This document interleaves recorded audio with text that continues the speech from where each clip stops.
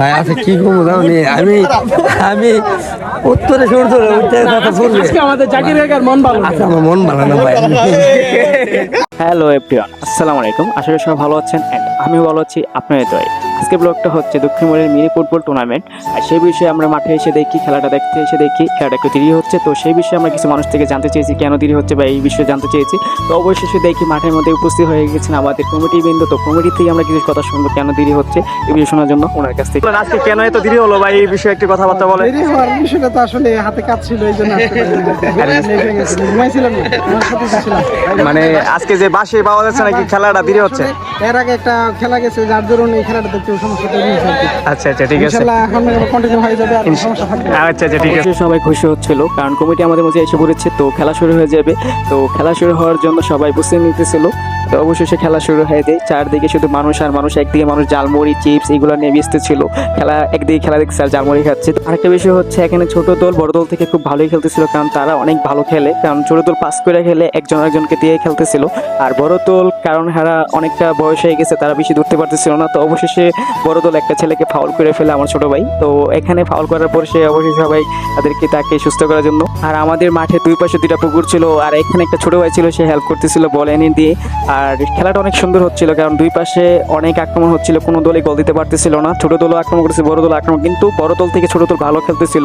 তো বড় দল অনেক চেষ্টা করার পর কোনো গোল দিতে পারতেছেন। তো অবশ্যই হাফ টাইম হয়ে যায়। তো ওই দলের টিম ম্যানেজার হচ্ছে জাকির ভাই। জাকির ভাই খুব প্লেয়ারদেরকে ভালো বোঝাচ্ছে কিভাবে গোল দিতে হবে, কিভাবে কি করলে বেটার হবে। তো এইগুলো নিয়ে বোঝাচ্ছিল। তো অবশেষে আমিও এদেরকে বোঝানোর চেষ্টা করি ছোট দলকে, কারণ ছোট দল এরা ভালো খেলে, কারণ এরা আমার সাপোর্ট করে।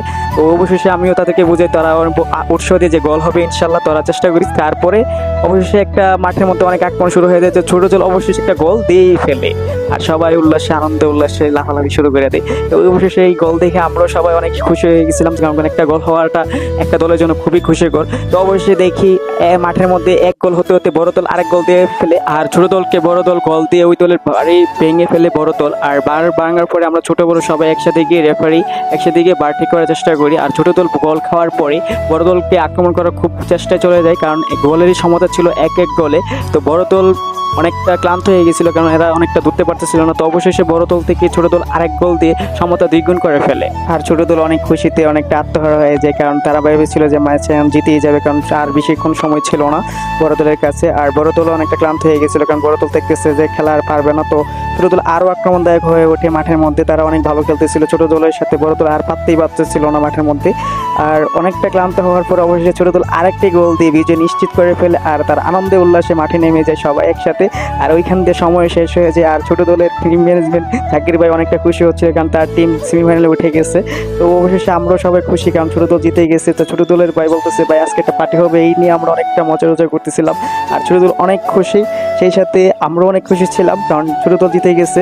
তার সাথে সাথে আমরা টিম ম্যানেজমেন্ট তারপর কমিটির সাথে কিছু কথাবার্তা বলি, আর বলার পরে আমরা সবাই এখান থেকে বিদায় নিচ্ছি। আশা করি আমাদের পাশে থাকবেন। আসসালামু আলাইকুম, আল্লাহ হাফেজ।